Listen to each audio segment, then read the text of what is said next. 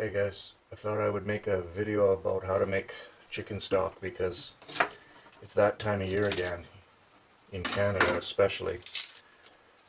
You know all those things you heard about Canada? Cold, lots of snow, dark all winter. It's all true. We generally stay inside during the winter, and even then, sometimes the elements get to you. In Canada, when you wear a hat like this, it means you're in heat. And if I wore this outside right now, there's just no telling what you're going to end up having sex with.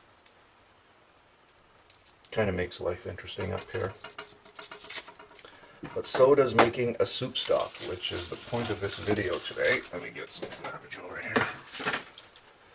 I'm just peeling a few onions. I have a lot of these small onions left, so got a whole box of them before, and now I'm just using them in the stock.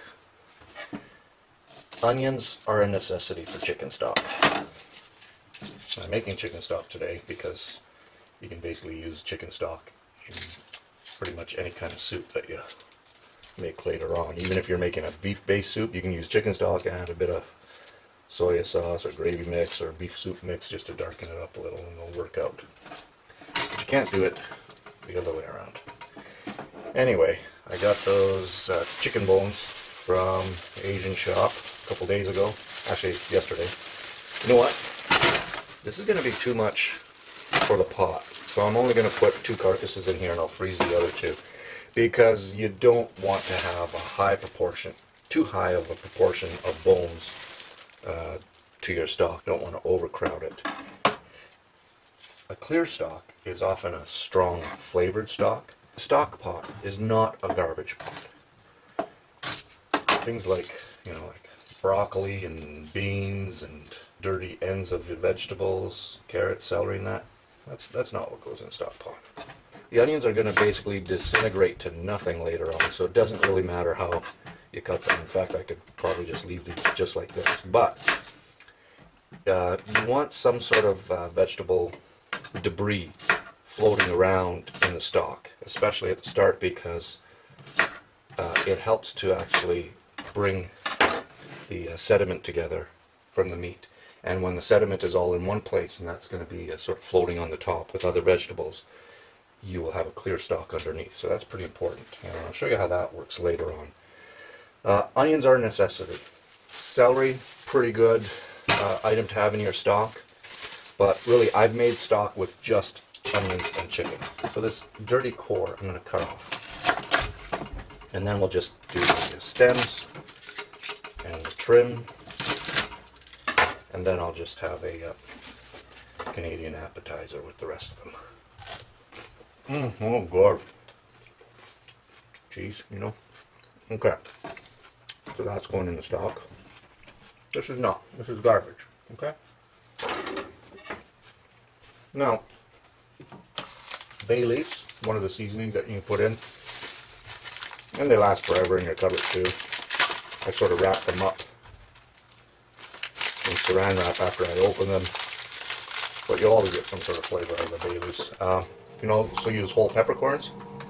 Carrots, by the way, for vegetables. Then you have sort of your mirepoix. But I don't have any carrots right now. Not a big deal either. Like I said, I just made stock with just onions before, so no biggie. Oh, one more thing. I have an empty carton of eggshells here. There's no eggs in them, they're all just empty. So the reason I save these is because I actually use them while I'm clarifying the stock. I'll show you exactly how that works, but let's get going on the chicken stock here right now. Good. I could probably make a stock with just that one, really, but we'll do 2. 2 will fit in there. Is that too much? I almost think that's too much. I'm going to cut this off to half. How's that? There. Now I've got room. I've got some manageable room in there. And this will go in the freezer, and I'll do another stock another time. Just not the point of this video to sort of fill that up. Alright. Now, let's get some water in there because you don't want to be searing or coloring any of the food that goes in there. And you're looking for something really clear, not something that is going to color your stock.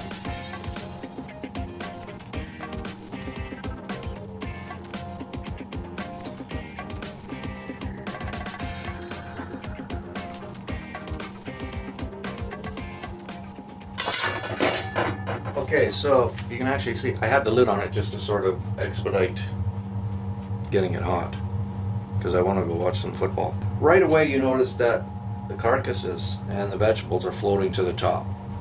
That's exactly what you want. And you know, as soon as you fill it up for water and it comes to a boil, you're basically never going to stir this again. But we are going to add our eggshells now.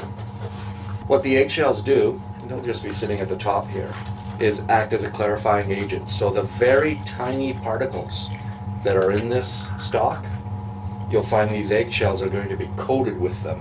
You just want it simmering, not boiling, simmering. Throughout the process of extracting the flavor from the bones in the carcass, this is basically the only thing I'll be doing, is just maybe skimming the top and taking any obvious impurities out of the broth. Do you see how this content is actually sticking to the eggshell already? It's not even cooked, and it's already starting to stick to it.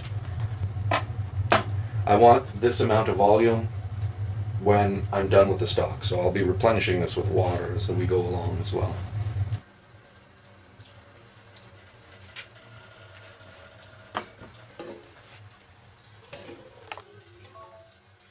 Okay, we'll check back in a few hours. See you later.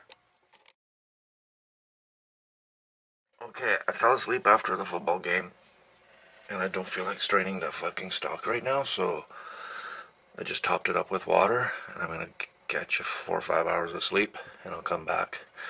I'll strain it in the morning, early in the morning.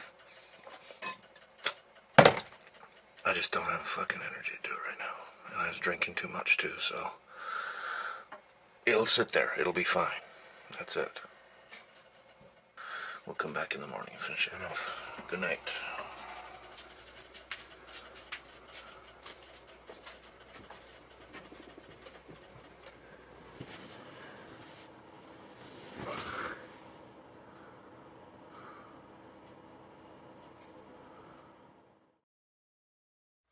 All we need is a little ladle. If you have cheesecloth at home, you can use that to strain it, or a couple of these. Who has cheesecloth at home? That's ridiculous. Nobody even has cheesecloth anymore. I like to use one of those J-cloths because stuff can go right through them. And that's all we're going to do, basically. Now, as you can see, my stock actually has color, and the reason for that is because I decided to go to sleep instead of straining it last night after 6 hours, which is a good time. So this stock has actually been cooking for about 12 hours, which is why the content in it looks brown. The stock is actually pretty clear still, it's just that it has a darker tinge to it.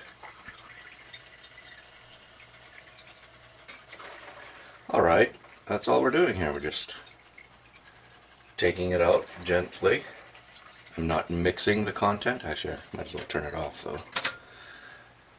I'm not mixing anything in there, and I'm going right to a certain area where I can easily drop my ladle. Okay, that container is really hot, so even though it's not full, I'm actually going to change it anyway. Because it could collapse on me there. That would not be a good video. Maybe it would be a good video if you saw the container collapse that I worked on all night and saw my stock spreading all over the oven. Now, I don't know if you can see this, but the fat on top of here, don't worry about that. You don't have to skim off the fat here right now. In fact, it's impossible in this form, in this temperature. When we put the stock in the fridge, that is going to rise to the top and form a fat layer on top, and we'll take that off when we use the stock. That fat, however, has immense flavor in itself, and I never throw that out. I actually just separate it, and you can use it to start cooking. Alright, so when you get to the bottom of the pot, you see there's more and more sediment coming, and I don't really want to mix that in, so we're going to stop right there.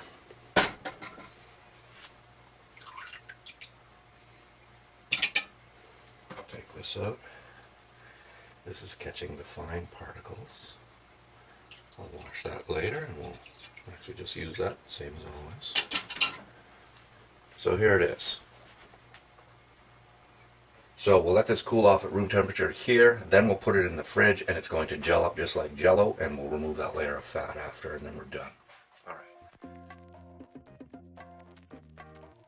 Well, here's the stock now. I'm just going to show you how the fat has all settled at the top. How easy it is to take it off. So I can use that fat for frying, starting a gravy or starting a sauce. A really good stock would be almost like Jell-O, but close enough, and I'll be able to use that in the next sauce or soup that I make.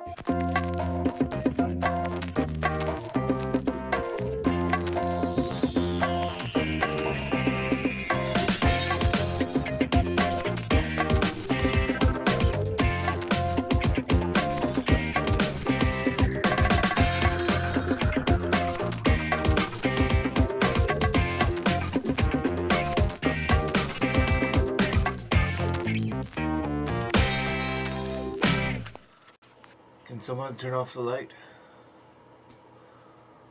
Oh fuck, I'm alone.